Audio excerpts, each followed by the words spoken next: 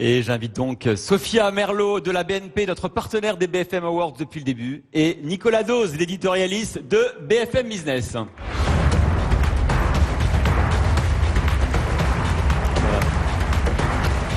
Bonsoir à tous. Alors vous la connaissez, Sophia Merlot, elle est là depuis le début. BNP Paribas nous accompagne depuis maintenant 15 ans.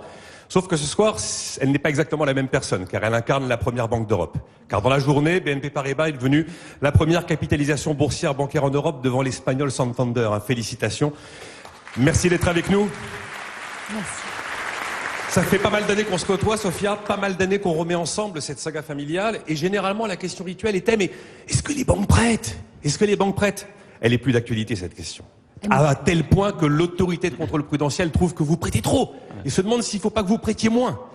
Et alors, le message que vous avez envie de faire passer ce soir, et c'est un message qui est au cœur des soucis des investisseurs, c'est l'investissement responsable et la manière dont vous vous engagez, notamment sur les questions d'environnement.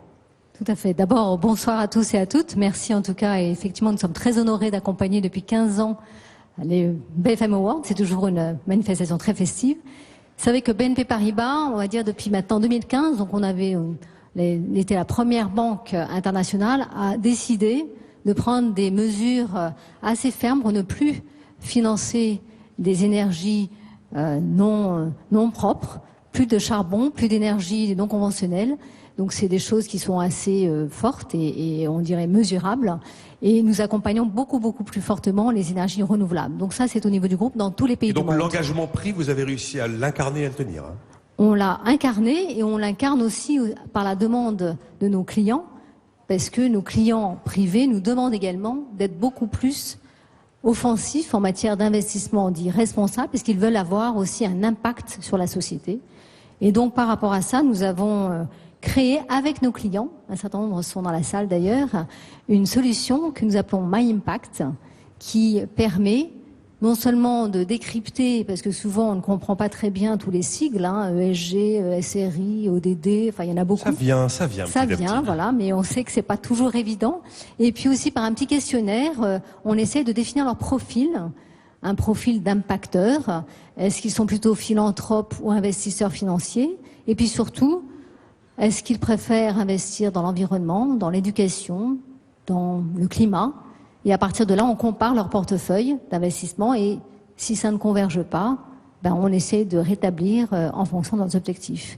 Et donc voilà, si vous êtes intéressés, si les clients ne l'ont pas encore testé, écoutez, à votre disposition. Et bien sûr, si les clients veulent tester notre banque privée, nous sommes présents partout en France, mais aussi en Europe, en Asie. Et aux États-Unis, c'était ma minute de pub. Sophia Merlot, vous avez une enveloppe dans laquelle figure le lauréat des BFM Awards de la saga familiale. C'est un suspense. Le BFM Award de la saga familiale est attribué au groupe SEB. Le groupe SEB, Thierry de la Tour d'Arthez, PDG de SEB, et Jacques Guérard, l'ex-PDG de SEB. Thierry de la Tour d'Artoise et Gérard Guérard pour nous rejoindre, deux générations d'entrepreneurs familiaux, et j'aperçois d'ailleurs une partie des membres des familles d'actionnaires de la famille SEB dans la salle. Se réinventer sans cesse, trouver de bons managers, c'est le défi des familles actionnaires. On va regarder l'histoire de SEB tout de suite.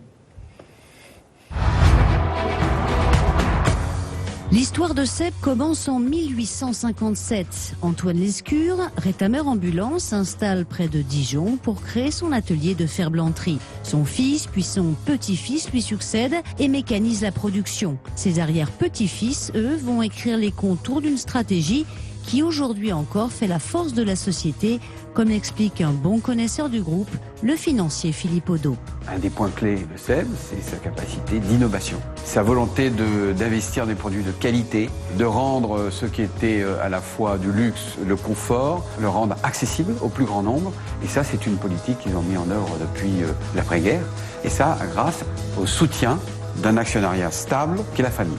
SEB est une entreprise familiale et c'est une grande force. En 1953, SEB lance sa fameuse super cocotte. Les innovations vont s'enchaîner, friteuses sans huile, cafetière connectée, les rachats aussi, Tefal, Calor, Krups, Rowenta, Moulinex, des opérations qui vont faire du groupe la référence du petit électroménager dans le monde. Fort d'une trentaine de marques, Groupe SEB vend aujourd'hui plus de 350 millions de produits par an dans 150 pays et affiche un chiffre d'affaires de près de 7 milliards d'euros. Thierry de la Tour d'Arthez, Jacques Guérard, j'ai envie de vous dire quand même, vous êtes deux générations d'entrepreneurs, mais au départ, vous étiez un peu des pièces rapportées tous les deux. Est-ce que votre épouse, par exemple, Thierry, est une bonne actionnaire? Votre épouse qui est dans la salle, évidemment. D'abord, notre belle famille a la gentillesse de ne pas nous appeler des pièces rapportées, mais des valeurs ajoutées. Votre femme a utilisé... Ah oui, c'est ça. Donc on en est très reconnaissant et effectivement, c'est une très bonne actionnaire. Et vous êtes incroyable cette saga parce que vous êtes arrivé quand même à vendre des frites, enfin à faire aimer les frites à Oprah Winfrey et à réexpliquer aux Chinois comment on cuisait leur riz. On peut les applaudir quand même, non? Alors, Thierry de la Tour d'Arthez et Jacques Guérard, ça fait pas mal d'années que je remets le prix de la saga familiale. Je me suis vraiment passionné pour la vôtre.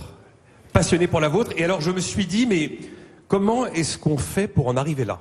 Un groupe qui fera 7,3 milliards de chiffre d'affaires, qui est présent dans le monde entier avec 35 000 collaborateurs.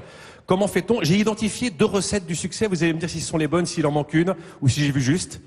L'innovation à tous les niveaux et tous les ans. Et une politique de croissance externe non-stop. Est-ce que c'est ça, Jacques Guérard? Oui, certes. Et là, sur ces points-là, l'innovation, puisque les dernières années ont été particulièrement créatives, je laisserai Thierry en parler, mais aux critères que vous évoquez, j'ajouterai 2 choses qui sont tout à fait simples. C'est le bon sens paysan qu'on a gardé depuis toujours, et le respect de l'homme. Je crois que toute la philosophie du groupe et tout notre projet est basé sur le respect des hommes, sur leur épanouissement. Et cela permet à chacun de prendre ses responsabilités, d'être entrepreneur dans l'entreprise et de s'épanouir et d'être très motivé. Alors quand il y a la motivation, et j'ajouterai aussi la vision à long terme, il n'y a pas de raison que ça ne marche pas. Et cette recette marche depuis plus de 150 ans. Thierry de la Tour d'Arthez, la société d'emboutissage de Bourgogne, la SEB, devenue SEB pour tout le monde. Comment fait-on pour réaliser autant d'acquisitions? Et le petit film nous l'a rappelé, il en manque des quantités. D'ailleurs, il y en a une quantité astronomique. Et conserver 40% du capital de l'entreprise dans les mains familiales, 50% des droits de vote. Il y a une recette simple, il faut gagner de l'argent. Donc il faut faire des marges. Chez nous, on a une petite phrase qui dit marge ou crève, parce qu'on sait très bien que sans marge, on n'existe pas. Donc c'est parce que nous avons des marges et que nous pouvons donc financer, dégager du cash et faire des acquisitions, rembourser nos dettes et refaire des acquisitions et on recommence. Ça semble très cohérent. Ça a l'air simple comme ça. J'ajouterais juste une chose, c'est que je pense que ça c'est possible. Pour une raison, c'est parce que nous avons la chance de pouvoir avoir une vision de long terme.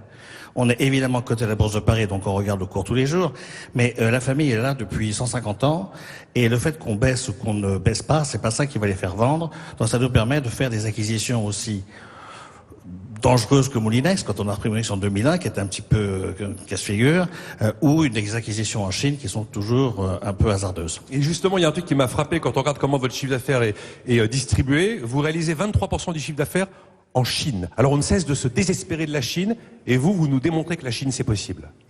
Sans y laisser son âme, sans y laisser sa propriété intellectuelle. Non, bien sûr. Nous sommes devenus aujourd'hui, nous sommes le leader en Chine de beaucoup de produits. On s'appelle Support en Chine. Nous sommes cotés à la bourse de Shenzhen, mais c'est une société que nous détenons à 81%, et on a la chance d'avoir été le premier et le dernier groupe étranger à avoir le droit d'acquérir une société. Vous êtes sensible quand même au fait qu'il faut garder des usines avec des ouvriers sur le sol français? On a encore 11, donc ça va. Félicitations. Félicitations. Sophia Merlot va vous remettre donc évidemment le trophée tant mérité, le BFM Award de la saga familiale. Thierry de la Tour d'Ardoise et Jacques Guérard. Bravo, félicitations, merci à vous. Merci à tous les trois. Je garde Nicolas avec moi, merci madame. Et